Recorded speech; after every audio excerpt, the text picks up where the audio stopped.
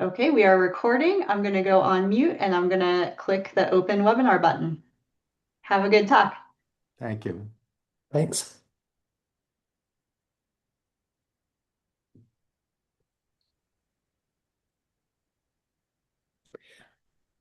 Hi, everyone. I'm going to wait just about 30 seconds to allow people to join. It usually takes a few minutes for everyone in the waiting room to actually make their way into the webinar itself.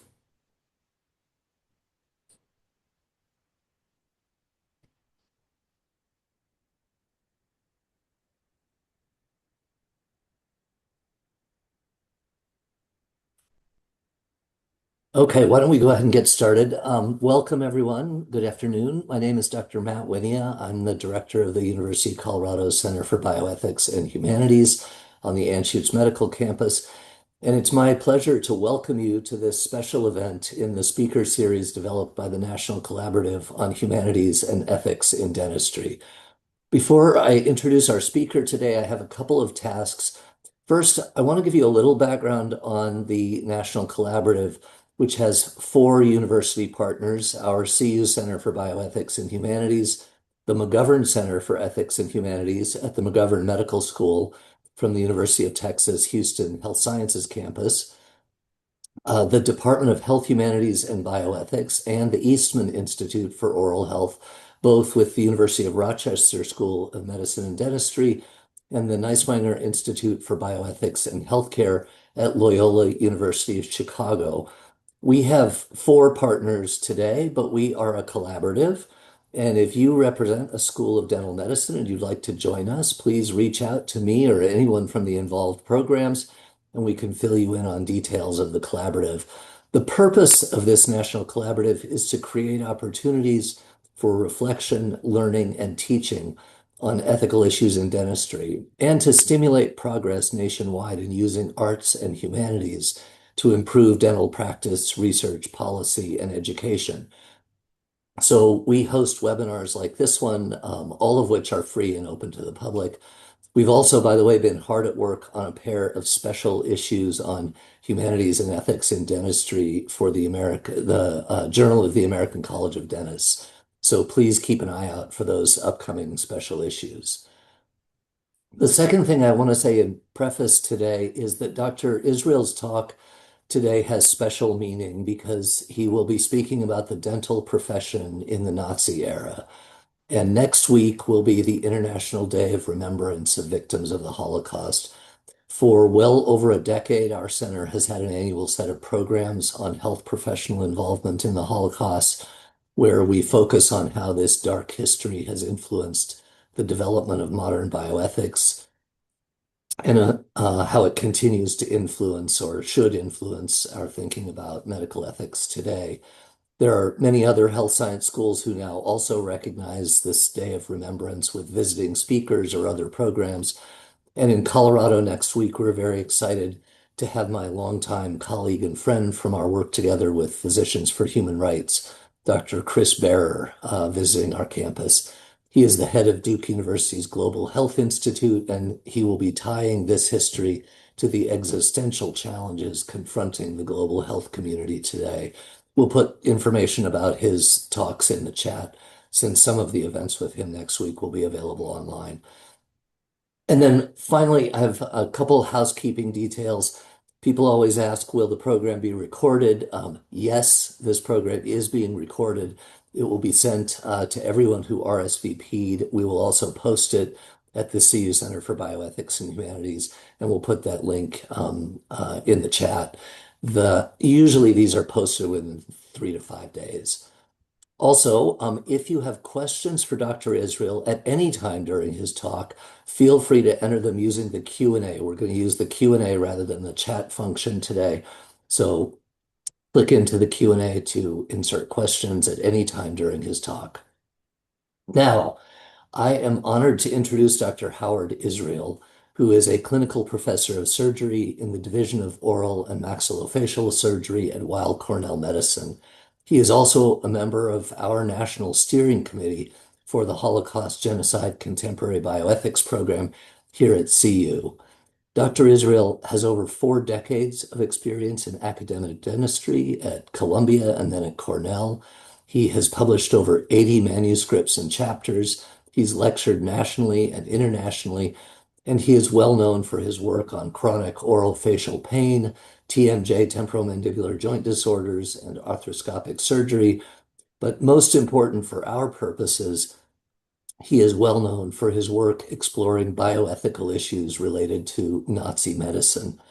Dr. Israel has not just written about Nazi medicine, he has played an important role in uncovering it. In particular, he played a leading role in exposing the Nazi origins of a critically acclaimed anatomy atlas that is present in medical school libraries around the world, the now infamous Pernkopf's Atlas. His book, recounting this remarkable story of uncovering the Pernkopf Atlas, is called Nazi Anatomy Lessons, a Dissection of Evil, and it just came out this month, available now on Amazon. I just checked. Please join me in welcoming Dr. Howard Israel to the National Collaborative on Humanities and Ethics in Dentistry. Howard, the floor is yours. Okay, thank you so much, Matt. I'm really honored to give this presentation today. The subject matter is really quite disturbing, but it is quite relevant, especially today. Also need to thank Lori Monroe and Malia Himber from our center, whose efforts in coordinating this fabulous. Matt, I have to thank you as the director of the center. You know, it was 2 years ago, almost to the day, I attended your talk on how healers became killers. And it was just after I had moved to Colorado from New York. And you've been an inspiration to me and continue to be an inspiration. And I have to say, have also become a very good friend. Finally, I want to acknowledge a fellow oral and maxillofacial surgeon, Dr. Bruce Sanders. He was a faculty member at UCLA. I've known him for years. And about 9 years ago, we had a casual conversation. He introduced me to the history of dentists from Vienna, which I had known nothing about, but you're going to find out about it today. So he really got me started on this. He continues to be a great friend. So let's move forward. And Matt's already mentioned I have one disclosure about this book that is being published as we speak. One of the chapters in the book does have a section on dentistry. So we're going to talk about dentists during this era, and it's a really, the more I dive into it, it's really quite relevant for the things that we're seeing happening today. We'll talk about the dental profession during the Third Reich, but we're also going to talk about the environment prior to the Nazi regime and we'll focus a lot on during the Nazi regime, but we'll also talk about the implications for today and why it's relevant. We'll talk about these academic dentists from Vienna, prisoner dentists, the SS dentists, who are in trying to achieve this master race. The quest for gold was essential for their efforts. And the life of this Dr. Walter Suess, which I came upon very just serendipitously. I took a deep dive into that, and the lessons from his life, I think, epitomizes this era. Let's go back to the beginning, the 1900s, the beginning of the 20th century. The dental schools in the U.S. and the dental professions in the U.S. and Europe were quite different. The U.S. was partially academic, but mostly like a trade. U.S. dentistry was well known for its technical expertise, but was considered quite deficient in the biological basis for oral diseases. And that ultimately resulted in the Guy's report, very famous, in which it was clearly said that this is an academic pursuit and you need to have biomedical background to understand oral diseases. Europe was quite different. In Europe, especially in Austria, you had to become a physician. You had to go to medical school. So dentistry was a specialty of medicine. Germany had dental schools and medical schools separately, but in both of these countries, academic dentists really they were emphasizing the biological basis of diseases and doing research. The most elite dental research institute was at the University of Vienna under the guidance of someone who we'll talk about, Bernard Gottlieb. But before we do that, let's talk a little bit about the University of Vienna, one of the most prestigious academic institutions at the time, considered the leader in education, research, clinical advances in medicine and dentistry, producing Nobel Prize winners. This was an elite institution. And as mentioned before, dentistry was a specialty of medicine. And at the University of Vienna, these academic dentists from Vienna were the researchers and the anatomists that emphasized the biological basis for oral diseases. And when Bruce Sanders turned me onto this 9 years ago, I really got excited because I'm looking at all these textbooks that I used when I was studying at Columbia University as a student. And I couldn't believe that I knew nothing about their background, but we'll find out more about that today. Let's talk about some of the key players. Julius Tondler was not a dentist. He was professor and chairman of anatomy at the University of Vienna.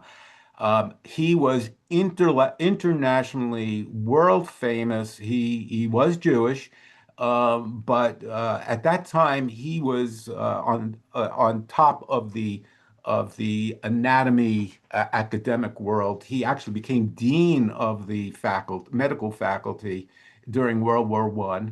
But he was very closely involved with care, oral care. He helped develop dental clinics in Vienna, and he was a pioneer in oral anatomy, emphasizing uh, the importance and the relationship between form and function. And here is his 1928 book, which he authored with Harry Sisher on anatomy for dentists. Understand at this time, uh, after World War I, between World War I and 1933, when Hitler became the chancellor, was a very difficult time in Central Europe, especially in Germany and Austria. They were reeling from the sanctions of the Treaty of Versailles, and there was also the Depression, and the economics were terrible. And this set the environment up for National Socialism in this era, and a lot of anti-Semitism. Racial hygiene was embraced in National Socialism, and they took their cues from the United States model, which is not a topic of this discussion, but certainly there was they used the U.S. racial hygiene model as the ideal. What happened at the Anatomy Institute at Vienna was with the increasing anti-Semitism and racial hygiene concepts, the Anatomy Institute had divided into two separate buildings. It was very important under National Socialism to be politically correct.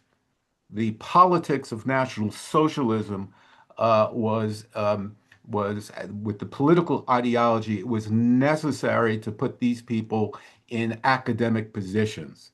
And Edward Perkoff, who was an ardent Nazi and a fantastic anatomist, he became a professor of anatomy, and he had his own anatomic institute with the study of not only anatomy but racial hygiene, whereas Tandler's institute included the non-Aryan students, the Jewish students, or those who did not agree with Nazism, And there were tremendous amount of violence between the National Socialists um, ransacking the Anatomy Institute under Tandler, beating up the students and the faculty.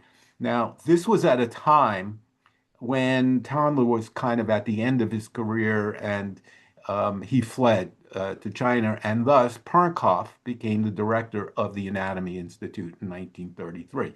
And he rose. He again, his political ideology was essential, and he rose to tremendous heights in academia, ultimately becoming the dean of the medical school of Vienna in 1938 when Germany annexed Austria. There's a terrific article on this with by Ernst, who was a professor at the University of Vienna, and he wrote this article about how Perkoff purged all of the faculty that would not sign an oath to Hitler and all those who were racially unfit. And this led to the demise of this prestigious academic institution. Every time I see this slide, my body shakes. And this is right after Perkoff became the dean of the University of Vienna's medical faculty. And this is his first address to his faculty. And I'm just going to read it because the words are haunting, and I'm sorry I have to read it, but it emphasizes the point. I want you to think about a dean talking this way in today's environment. He's talking to his faculty. To the purpose of medicine, to assume the medical care with all of your professional skill of the body of the people, which has been entrusted in you, not only in a positive sense, furthering the propagation of the fit, but also in a negative sense of eliminating the unfit and defective. The methods by which racial hygiene proceeds are well known to you. Control of marriage, propagation of the genetically fit, whose genetic, biologic, and constitution promises healthy descendants, but also discouragement of breeding by individuals who do not belong together properly, whose races clash. Finally, the exclusion of the genetically inferior from future generations by sterilization and other means. I get chills every time I read that, and it's but this happened. I became aware of this much later on in the 1990s, and I found an article by Dr. Gerald Weissman, who was a rheumatologist at NYU, and he wrote about his Perkoff's address, and I have to take this quote. From his article. In the center of Europe, mistaken men, certain and arrogant, planned this broad racial experiment. They told their students and they told the world what they planned to do, and they went about doing it. So, what happened to the dentists from Europe who had to flee to away from Austria and Germany? Um, and these are the lucky ones, the ones that got away. Many did not get away, wound up in concentration camps, being deported. But when they got to the ones who could get away, they weren't very welcomed by the U.S. dental profession. The dental board exams and the state boards, they viewed these refugee dentists as competition. And they also were concerned, they said, about the quality of dentistry, which was considered in Europe not as up to snuff for the United States, but they were not very welcome. And again, these were the lucky dentists. Some just left they left their careers and their patients. Some refugee dentists were able to make it to the U.S., get into dental schools, and ultimately practice dentistry. But I'm going to focus a little bit on what I learned about the most elite dentists from the University of Vienna, how they secured faculty positions and changed U.S. dental education. Bernard Gottlieb was pretty much so the father of of the Institute for Dental Research at the University of Vienna, which at that time, before Hitler took over, was the most elite institution in the world on dental research. Now, he trained and he had faculty who became superstars. But when he fled, he struggled. He wound up at Baylor College of Dentistry in Dallas, and he struggled to establish a research program. He never really was able to get the funding and the Institute for Research going the same way he had in Vienna. However, the faculty that he had supervised in Vienna went on to become the superstars. Balint Orban fled Vienna in 38, graduated from dental school at Northwestern, became the director of research foundation at Loyola, and became one of the most prolific authors on articles on histology, embryology, periodontics. And there is my Orban's Histology and Embryology. This is the cover of my book from dental school. Harry Sisher, another superstar, fled to the US, became a professor, associate professor of neuroanatomy in the medical school in Chicago, but ultimately became associate professor at the College of Dental Surgery at Loyola University. And he's well known for his publications on oral anatomy, histology, local anesthesia, temporomandibular joint disorders. Sisher's Oral Anatomy. Again, these are books that I used when I was a student and early in my career. The diagrams, everything, Sisher taught me a lot of lessons. And then finally, Joseph Weinman, who escaped. He also had worked in Gottlieb's lab in Vienna, but when he first got to the U.S., he went to several dental schools, but ultimately in 1949 became the professor and head of oral pathology at University of Illinois until his death in 1960. And he was over 160 publications and trained many of the academic leaders of the future. So these were the Vienna dentists who changed U.S. dental education and established the fundamental principles, helped to establish these principles on the biological basis of oral diseases. So what happened to Dean Edward Perkoff? Well, his passion was this classic anatomy atlas, and this atlas was achieved international acclaim, and not only during but after the war, for 50 years, this book was being published in multiple languages, and you could see it in medical school libraries throughout the world. The quality of the drawings are incredible. And this was my English language edition, and I had used it for many years. But ultimately, it was determined that Perkoff used executed victims from the Wiener Landesgericht, which was Vienna's regional court, and now those victims appeared in his Anatomy Institute, and many of these victims wound up in the pictures that we studied. And they're still out there today, those pictures, which then creates that ethical dilemma. What do you do? How do you manage something that was of clinical use that maybe could help you save a life as a surgeon or improve somebody's life? What do you do with it? Do you just, it's a bioethical issue. Do you just say it came from evil? I can't use it. And if I use it, I'm going to perpetuate evil. But on the other hand, what if you say, well, if I need that information to make me a better doctor, a better surgeon, is it unethical not to use it? So this is an ethical dilemma, and it's not the focus of this discussion.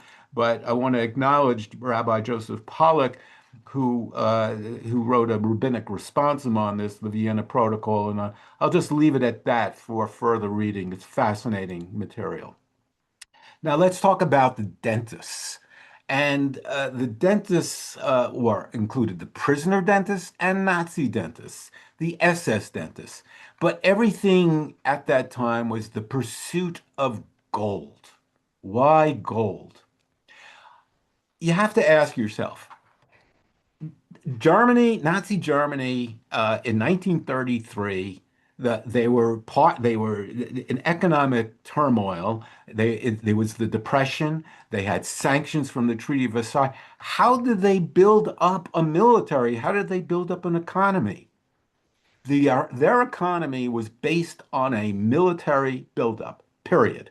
That was how their economy was based. But nobody wanted to deal with them because they were neutral countries that had the resources for a military buildup. They wouldn't deal with with Germany or the German currency. So Germany worked out a deal. If they obtained gold, they would take the gold, melt it down, and had a deal with the Swiss banks that the gold would be melted down and converted into Swiss francs. And that money was crucial, along with many other things like art, and we know about that. But this plundering was how it was the fuel for the Nazi military buildup. Now, I want you to understand that gold it came in two forms. When Germany invaded a country, they went to their central banks and collected the bullion from the central banks. And this was melted down, converted into francs. But there was also non-monetary gold, gold that the citizens had, gold from their jewelry, gold from their households, and also gold from their mouths. And here again, the Nazi political ideology it was everything, and it spilled over to academia, and it spilled over into healthcare, and it spilled over into dentistry. This is the defense of a PhD thesis by this dentist, and he defended successfully dental gold from the mouths of the dead is vital for the economy of the Third Reich. And Himmler, who was the head of the SS doctors, head of the SS, this was their mission to collect gold from any source possible, from the mouths of the living and from the mouths of the dead. And so it was up to the SS doctors in the concentration camps to do this. And here is a photograph from the Auschwitz concentration camp dental clinic. You could see the prisoners in their striped clothing, and many of these people that had extraction of gold teeth of living prisoners had it done without local anesthesia. The prisoner dentists suffered tremendously. They were forced by the SS dentists and the SS doctors to immediately remove gold from the dead. And this is how, the corpses would come out of the gas chambers, and anything of any value, particularly gold, of the murdered victims was collected, put in wooden crates. The bone and the soft tissue were then put in acid, and eventually the gold was melted down into these bars. The bars were sent to Berlin and then converted into Swiss francs to enhance the military buildup. Benjamin Jacobs wrote a book on this. Benjamin Jacobs was a dental student in Poland who, when he was deported to a concentration camp, was forced to remove gold from the dead. And in his book, he expresses his repugnance of these trips, the suffering that he went through, and his inmates and his family saw him using his tools, bringing his tools to the morgue. Nothing was said, but everybody knew what he had to do to survive. Well, this gentleman, Benjamin Jacobs, was exceptional. Once the Nazis knew that the camp was going to be taken over by the Allies, he survived the death march. He survived the torpedo sinking of a prisoner ship that he was on. and eventually emigrated to the United States in 1949 with the hope that now he could become a dentist. And of course, he was rejected from entry to dental school in the United States. The GIs and the American dentists from overseas took priority at that time. He wound up becoming a very successful business person. Now, Nazi Party membership was not a requirement. People were not put in jail just because they didn't become a member of the Nazi Party.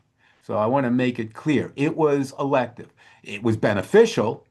And from Matt Winnie's talk 2 years ago, I learned that the medical profession, amongst the professions, had one of the highest rates of not voluntary Nazi Party membership. Compare that to the law, compare that to education, twice as many. So then the question is, what about dentistry? Well, look at this. Maxillofacial surgeons. I'm a maxillofacial surgeon. 62%. Dentistry, 45 to 55%. You may say, why so many dentists and maxillofacial surgeons? Well, remember, this was a time where sterilization of the unfit was important. Somebody had to have expertise on cleft lip, cleft palate, dental facial deformities, etc. And also, this was a time of war, and maxillofacial dental injuries were common as well. So, I mean, we could speculate, but understand party membership was not a requirement. So the SS physicians were in control of the collection of gold, and they were the ones who oversaw the assignment of dentists in the concentration camps. You could see most of the SS doctors who were in charge. There were many more SS physicians than there were dentists, but there were plenty of dentists as well. There are two people I need to mention who were the administrative arm of the Nazi dentistry during this time, and that was Hugo Blaschke, who was the personal dentist of the Nazi stars, Hitler, Himmler, Goering, and he was in charge of collecting gold. And there was actually a tabloid that wrote that he may have used gold from the concentration camp victims on Hitler. I don't think that's been substantiated, but it certainly made an interesting tabloid. Now, when he was arrested by the Allies, he did not go to the Nuremberg trials. Why? Because he had the valuable information of knowing about Hitler's mouth. And he was reported to receive a 10-year prison sentence, but he was just being held by the Allies. And believe it or not, was released in 1948 and went on to practice dentistry till age 78. The other major administrator was this Hermann Puk, who was in charge of the removal of gold administratively from the deceased and from the living without any anesthesia. His job was to make sure that the concentration camps had the gold centralized, sent to the German bank, and he was put on trial at the Nuremberg trials, not the doctor's trial, but at a separate trial. He was sentenced to 10 years and served less than 6 years, and after he served, continued his private practice until his death in 1983. So what about dentists on the selections? This is a very famous picture from the U.S. Holocaust Memorial Museum, and these are the selections. And understand that if a SS doctor or dentist refused to serve on the line for selections, they were not punished. They may have felt peer pressure, but it was elective. They were not jailed or killed because they wouldn't do selections. It was voluntary. Willy Frank was the director of Auschwitz. Willy Schatz was the second in charge, and they after World War II. They were on selection lines. They they chose who lived and who would die. The ones who to one side would be going to the gas chambers, and the others would be used for prison labor and other efforts. Willie Frank was sentenced from the Frankfurt, Germany trials many years later, served 7 years in prison, and Schatz was acquitted because they said there was no proof. He served no prison time. There were two dentists that I was able to find from one from Mauthausen, a guy named Henkel, another one from Ravensbrück Sonntag. They were on lines. They murdered people and they were sentenced to death. Now I'm going to just change gears a little bit and just this is an aside, but I think it's a fascinating story, very disturbing. I was doing a random internet search while I was doing writing my book, and I came across this photograph. This is a plaque honoring somebody at the University of Vienna. But there were two things about this plaque that really got to me. One was Dr. Walter Suess, Dr. Suess, that was one thing. And the other thing that struck my attention was Wiener Landesgericht. And if you will recall, that's where people were a court that was really an execution chamber where Pernkopf got his body. So I had to, it just, the name and this, it just piqued my interest. And I had to dive deeper into who this guy was. So, the first impression was, way is Dr. Seuss. No, that's not the way he spells Seuss. But maybe it was a relative, who knew? But, the ironic part was Theodor Seuss Gazelle was a German-American famous children's book uh, and author and illustrator. But what's interesting is the moral themes in this book. I don't know how many times I've read Yertle the Turtle to my kids and to my grandkids. I mean, that's the story of Nazi Germany. So, but no, this was not the same Dr. Seuss. But I found this Dr. Seuss's life just horrendous, but more interesting. He was a dentist. He was born in 1912, and here's his plaque. Thank goodness for Google Translator. Arrested as a resistance fighter and beheaded in the Wiener Landesgericht. I had to find out more. And it was very difficult to find out about Dr. Walter Felix Suess. And I was fortunate enough to find there's uh, an Austrian historian, Andrea Hurton, who wrote a book. And it was all written in German. And again, thanks for Google Translator. From pogrom to resistance, the story of the life of Walter Felix Suess, musician, doctor, Gestapo. I had to find out. Why was his name on this memorial plaque and what led to his execution? So his story is crazy. He, Felix Suess, was the son of a Roman Catholic mother and a Jewish dentist father, and they lived a very high socioeconomic status kind of upbringing. Seuss himself was brilliant. His passion was music, but his dad really wanted him to become a dentist. So he pursued both careers simultaneously. And here he becomes a rising star in the world of Vienna, Vienna being the capital, the music capital of the world almost. And here he becomes a professional conductor in Austria, a rising star. This was his passion. This is what he wanted to do. However, um, he also worked in the Vienna University Hospital and meets Gertrude Jenneman, who he dates, and ultimately they get married on March 20th, 1938. And the timing wasn't particularly great because they got married 1 week after Germany annexes Austria and Austria becomes basically an extension of Nazi Germany. And being in Nazi Germany meant everything was controlled by the political ideology and the laws of the Third Reich.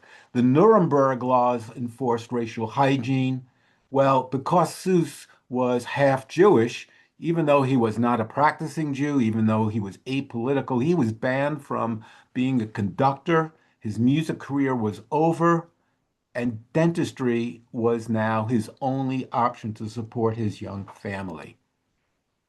Seuss and his bride, they had to survive. So he left Vienna and decides, well, I'll practice dentistry and I'll go as far away as I can from Vienna.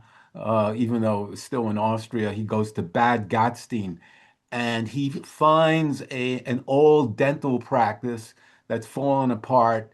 He finances it. He equips it with the newest stuff, and he now he's broke, but he has to have a living. So he took out many loans, and he was talented. He became a very successful dentist for a little while, and things were looking up until several months later, the Night of Broken Glass, Kristallnacht, which was the Nazi-coordinated anti-Semitic riots that took place throughout Germany and Austria.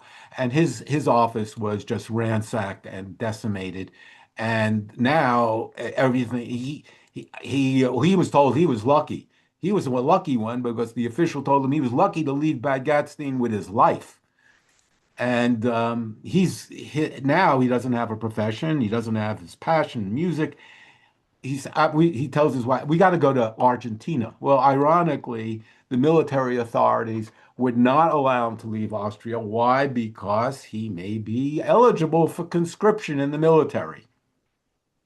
So Seuss and his wife returned to Vienna. His father had been deceased, so he works in his father's office, but he's decimated. His life is he's just decimated.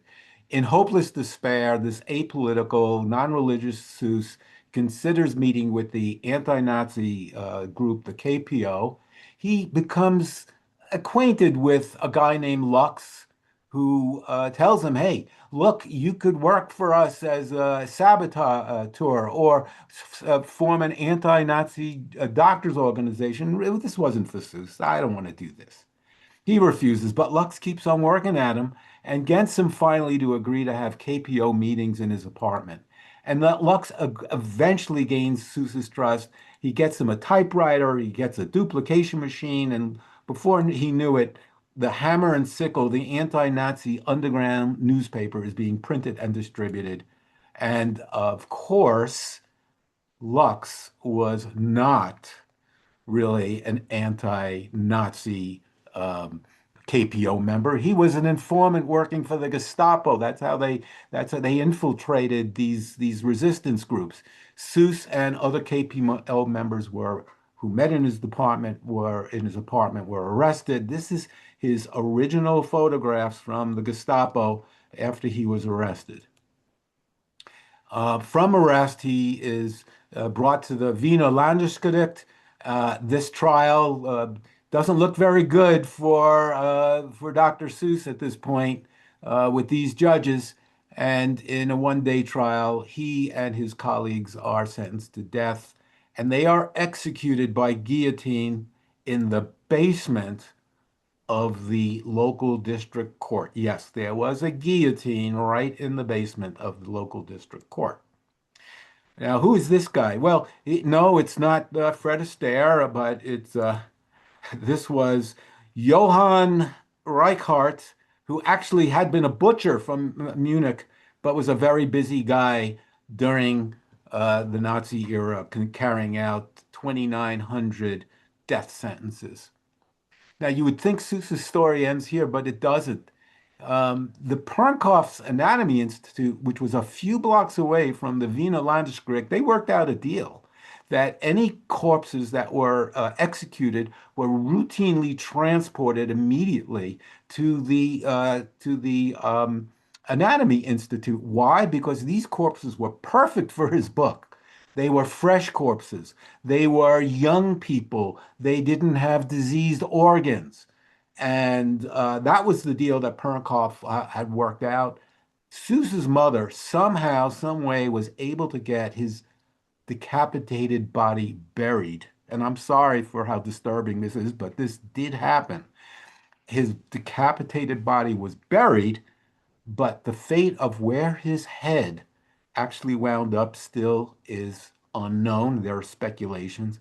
These are drawings from one of Perkoff's artists. He commissioned him to take drawings of what actually transpired during that era. Now, Hurton, the historian, said, well, maybe his that suggested that the skull of him of Seuss may have wound up in Vienna's Natural History Museum for their race gallery collections. They had a race gallery of a soon to be extinct race. They also had death masks of Jews, of Polish individuals, people who are considered lifeless, worthy of life, who were going to be extinct. But there are others who have suggested that the head may have wound up on the dissection tables of the Anatomy Institute and may have wound up in Perkoff's Anatomy Atlas. Who knows?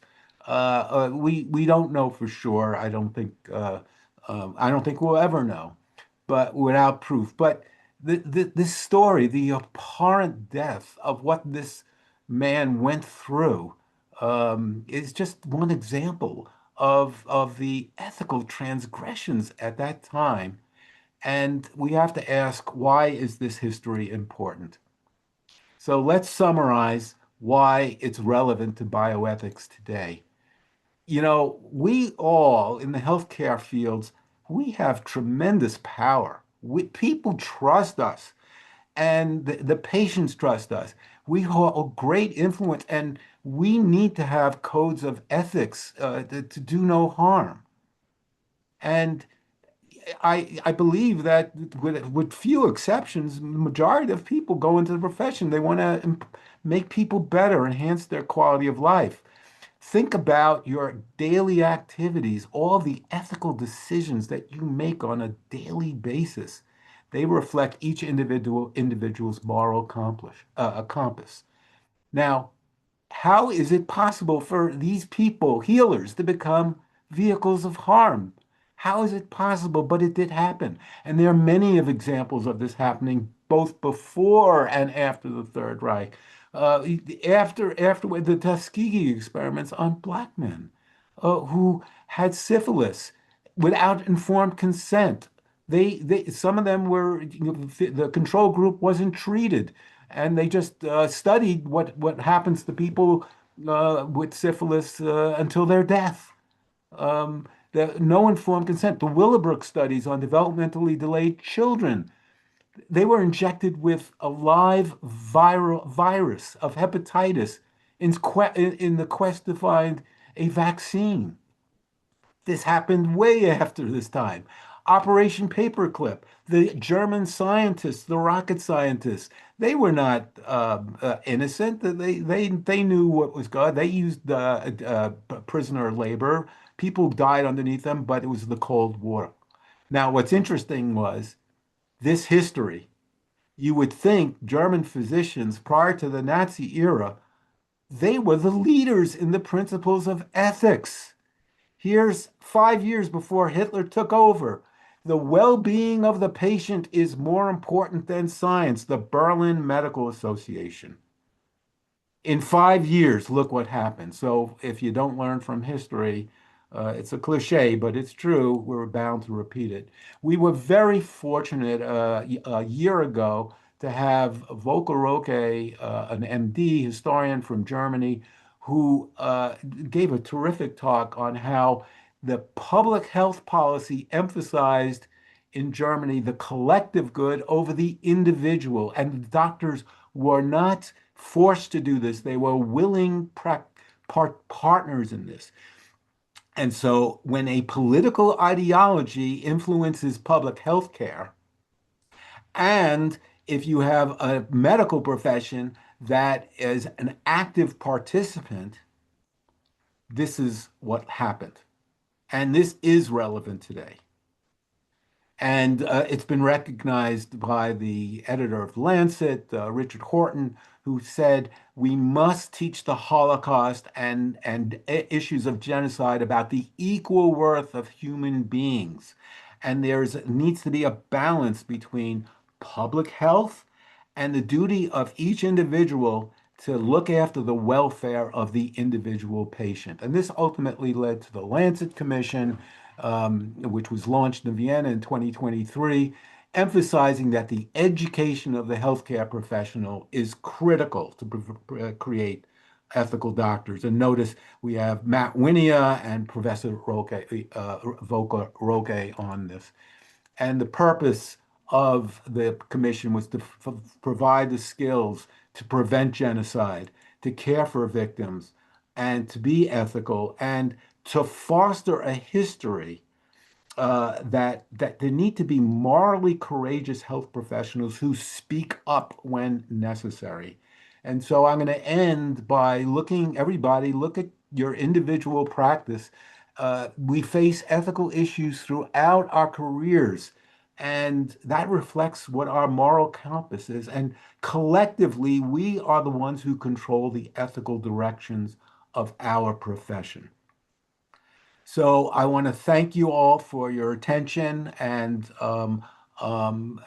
this is this is my email. You can ask me any questions, and I thought it was kind of appropriate a day after Martin Luther King Memorial Day to have his. I wonder what Martin Luther King would say about a talk like this, but we can all guess.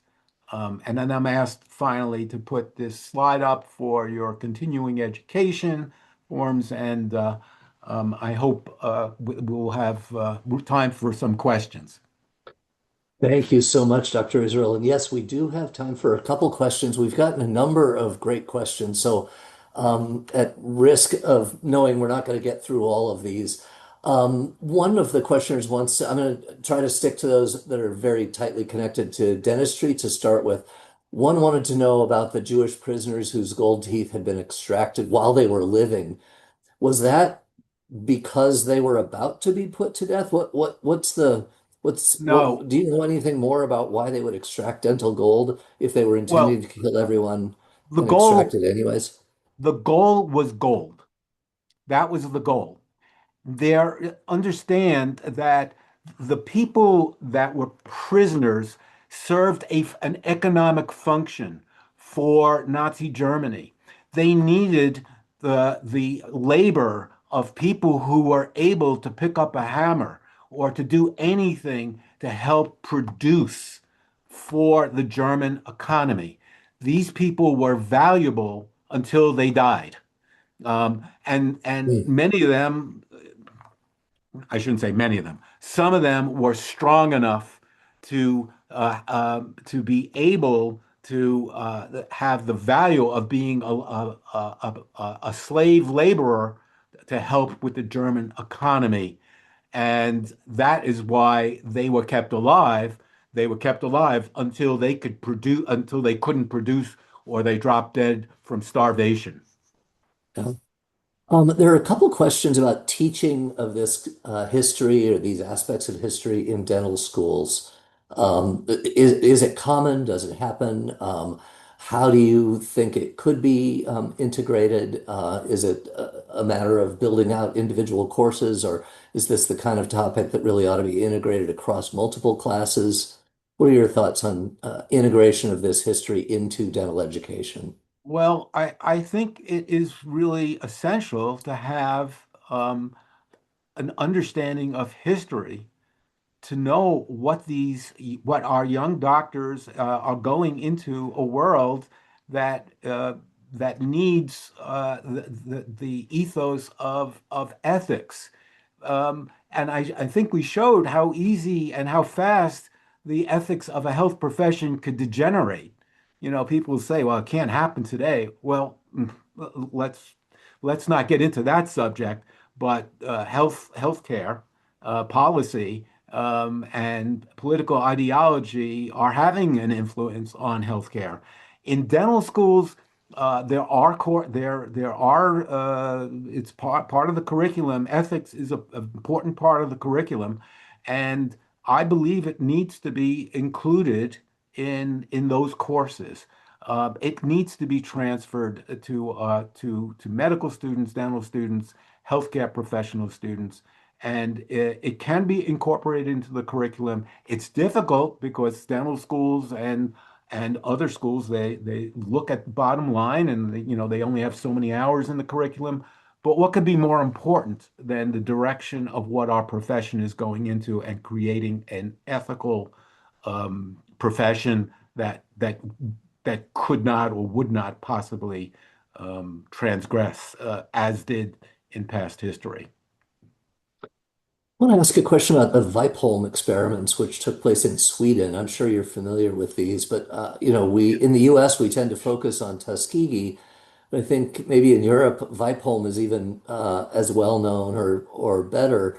It's a study in which children in an institutionalized setting were fed sweets to track their tooth decay without intervention often into the tooth decay, and it generated knowledge that we still use today. It, in some senses, started the search for artificial sweeteners. So it was an enormously influential study, and also completely unethical in the wake of World War II. And I'm wondering if you've got thoughts on, why is it that we came out of this really traumatic experience for our profession, medicine and dentistry, and yet went on to continue to do studies that are blatantly unethical by the standards of the Nuremberg Code. Well, I asked the same question myself. How is it that we have courses in ethics, we have examples of these tremendous transgressions, and somehow it seems like history does tend to repeat. The Vipholm study, Dr. Ross's gave the last presentation to this group, and it was fascinating. We had spoken earlier and she enlightened me on the Vipome study. But every dentist knows, sugar is bad for your teeth. And yeah, it's not, the things that are bad for your teeth can ultimately result in infections that can kill you. So, so yeah, it was important to learn that sugar was bad, but you can't doing this at the without informed consent on developmentally delayed children, on quote life less worthy of life. That's an ethical transgression against human dignity, and it's not what healthcare professionals should be about. So I don't know the answer to the question. I don't know why we keep on repeating the same mistakes, but I think we still have to continue to study this. And maybe if you influence one person or two people, maybe that's a start. We have 1 minute left, so I'll make this a short question combining two about the gold, dental gold. It seems like such an infinitesimal amount from any given person. Do we know anything about the absolute amount of gold collected from the dental gold of Nazi victims? And were the Swiss aware of Great, where some of this gold was coming from? Were great they question. frankly complicit? Yeah, it's a great question. Well, there's a whole other story about Nazi gold. At the end of World War II, gold bullion, the Allies formed a tripartite commission in which they took all the gold that they could get from the Nazis, and it became a number one priority to rebuild Europe. And so gold and restitution went to countries to rebuild Europe. Unfortunately, the monetary gold and the personal gold were mixed together and they couldn't be Mhm. separated out. And so the victims of the Holocaust were they were less likely to be reimbursed and undergo Wow. restitution. However, in the 1990s, the Swiss banks were underwent a class action lawsuit, and ultimately some Nazi Holocaust victims and their families were able to recover something from the Swiss banks. It wasn't very much. It came out to about $2,000 per victim claimant. That's a whole fascinating story in itself. But the Nazi gold and the dental gold and the gold bullion got mixed up. But the Swiss eventually got punished.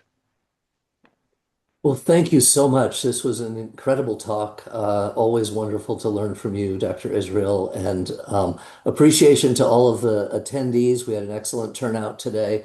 A reminder that we have special issues, two of them upcoming in the Journal of the American College of Dentists. And we have another program on medicine related to the Holocaust and human rights issues today. Next week, you can find information about that on our webpage for the Center for Bioethics and Humanities at the University of Colorado. And we will see you at our next event. I don't actually have the date of our next event, but it will come in another couple months in the National Collaborative on Humanities and Ethics in Dentistry. Thank you all so much, and thank you especially to Dr. Howard Israel for joining us today. Thank you, Matt.